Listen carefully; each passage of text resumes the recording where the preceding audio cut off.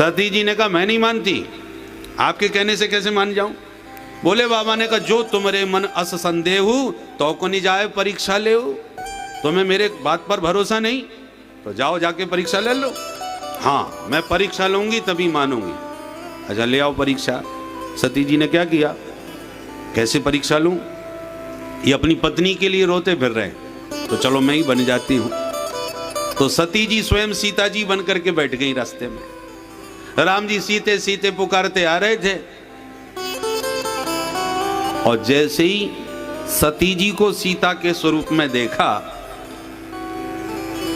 रोते हुए राम जी ने, तो 1 मिनट में आंसू पहुंच लिए और मुस्कुराते हुए बोले माता जी प्रणाम, मेरे भोले बाबा को अकेला छोड़ के जंगल में कहाँ घूमती फिर रही हो, विपिन अकेले फिरऊ के ही हेतु।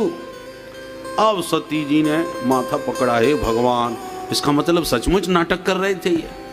1 मिनट पहले कैसे दहाड़ मार मार के पत्नी के लिए रो रहे थे, और मैं जब उनका रूप बना के आई तो 1 क्षण में पहचान गए, इसका मतलब ये सब नाटक चल रहा था।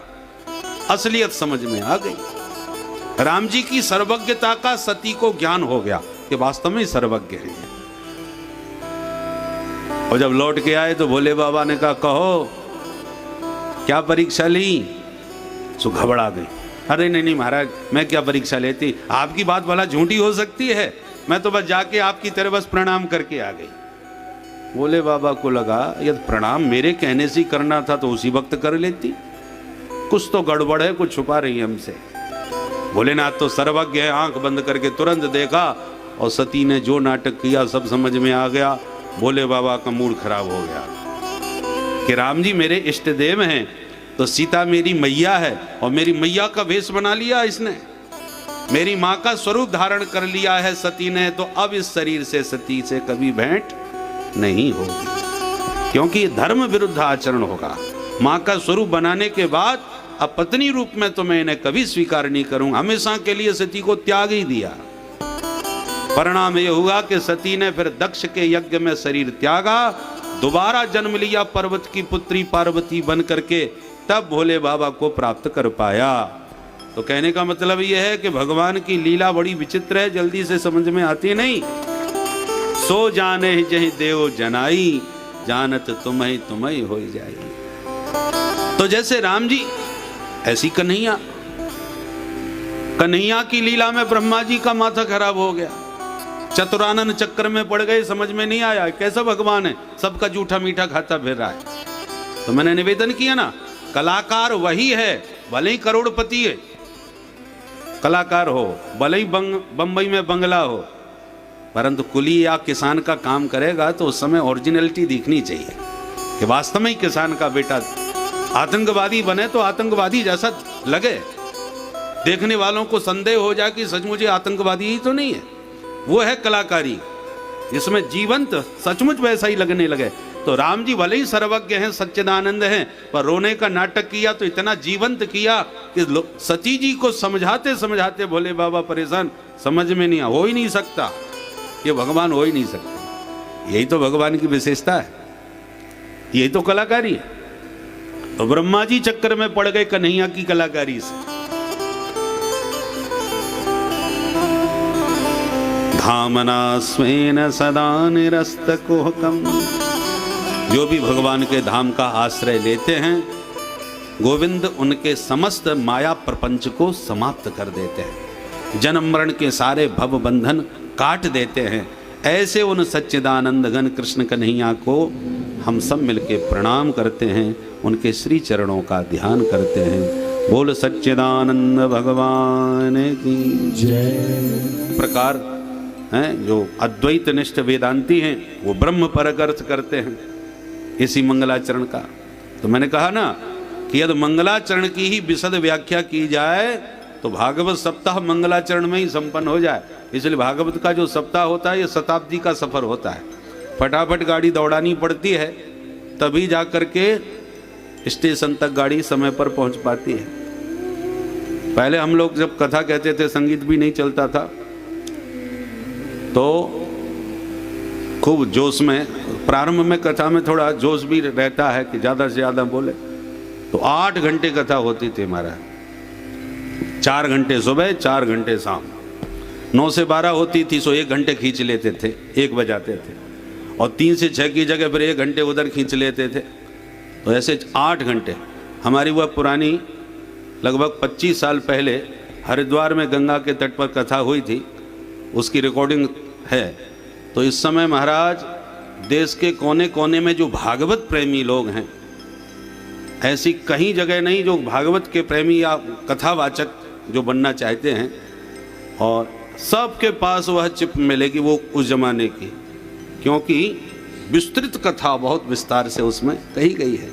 तो कथा तो देखो चाहे जितना विस्तार करते चले जाओ, परंतु हम लोगों को समय सीमा के भीतर और सार रूप में बिना किसी प्रसंगों को छोड़े, यही तो वक्ता का कौशल है। समास और व्यास दोनों पद्धति का आश्रय लेके चले। समास माने बड़ी ज़्यादा बात को थोड़े से शब्दों में कह देना, और व्यास का मतलब विस्तार।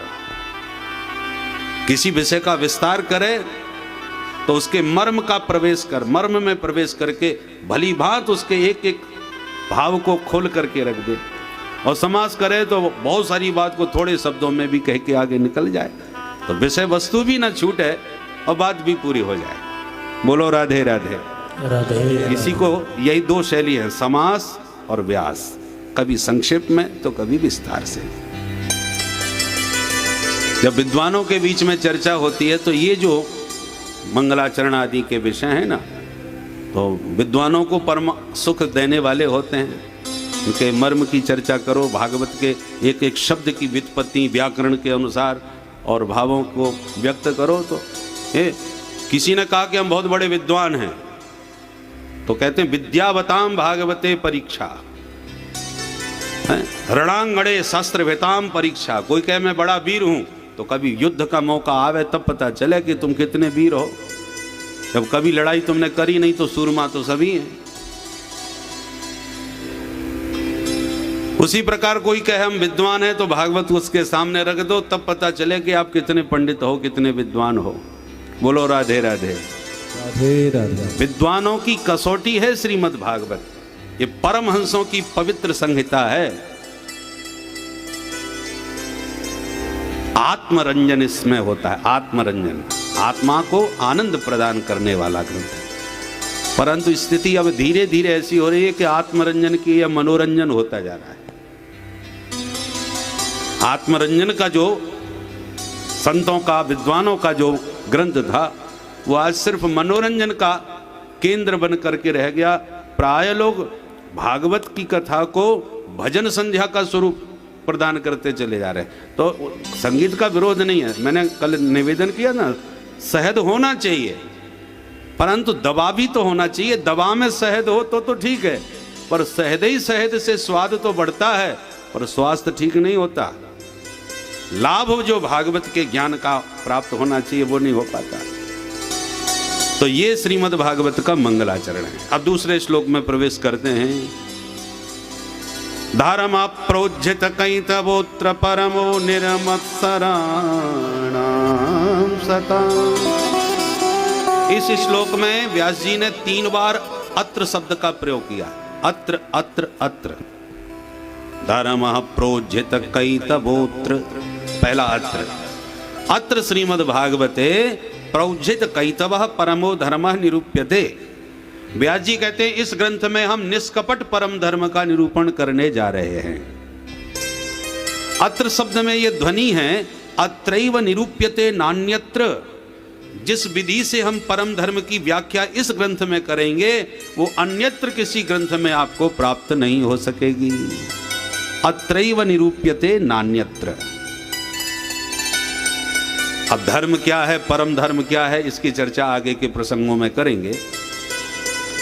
दूसरी बात, ये तो रहा भागवत का विषय कि इसमें निष्कपट परम धर्म का वर्णन है। भागवत सुनने का अधिकारी कौन है? भागवत किसे सुनना चाहिए? बोले निर्मत्सराणां सताम। व्यास जी कहते हैं भागवत का श्रवण करने का अधिकारी पात्र वही है जो निर्मत्सर हो गया हो। निर्मत्सर माने, मत्सर किसे कहते हैं?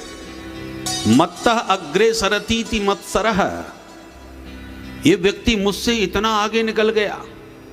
जब आप अपने से किसी को बहुत ऊपर बढ़ते उड़ते देखते हो तो उसकी तरक्की से यदि आपके भीतर जलन होने लगे तो समझ लो आपके भीतर मच्छर घुसा है। मत्सर में और मच्छर में नेक ही अंतर है, थोड़ा सा। बाहर से जो खून पिए काटे वो मच्छर, और भीतर से जो काटे वो मत्सर। तो जिनके भीतर का मच्छर मर जाता है वही भागवत सुनने का अधिकारी बन जाता है। तो भागवत की पात्रता क्या है? जब दूसरे की प्रशंसा, प्रतिष्ठा, उत्कर्ष आपको आनंद प्रदान करने लगे तब समझना कि आप भागवत सुनने के उत्तम पात्र बन गए। पात्रता, गाय का दूध अमृत है, परंतु उस गौ माता के दूध को थोड़े खट्टे बर्तन में आपने रख दिया तो दूध फट जाएगा, फिर रबड़ी तस्मई जोरदार नहीं बन पाएगी। दूध बढ़िया है तो बर्तन भी तो बढ़िया साफ सुथरा होना चाहिए। पात्र का भी प्रभाव पदार्थ के ऊपर पड़ता है। सोने का पात्र, चांदी का पात्र, स्टील का पात्र, तांबे का पात्र, तांबे के पात्र में दूध खराब हो जाएगा। तो पात्रता के अनुसार पदार्थ, पदार्थ के अनुसार पात्रता। तो भागवत सुनने की पात्रता क्या है? निर्मत्सर होकर के सुनो, तब तुम्हें इसका पूरा लाभ मिलेगा। अच्छा, लाभ क्या मिलता है ये और बता दो। तो 3 लाभ गिना रहे हैं। वेद्यम वास्तवमत्र वस्तु शिवदम तापत्रयोन्मूलनम्। अत्र वास्तव वस्तु वेद्यम, इसका श्रवण करने से तुम्हें वास्तव वस्तु का बोध हो जाएगा। ये वास्तव वस्तु क्या होती है? तो टीकाकारों ने 3 अर्थ वास्तव के किए हैं। वास्तवो जीवः, वास्तवी माया, वास्तवम जगत। जीव तत्व क्या है, माया तत्व क्या है, जगत तत्व क्या है, इन तीनों का तुम्हें ज्ञान हो जाएगा। ये तीनों को वास्तव कहा जाता है। अच्छा, ज्ञान हो गया फिर क्या होगा? बोले शिवदम।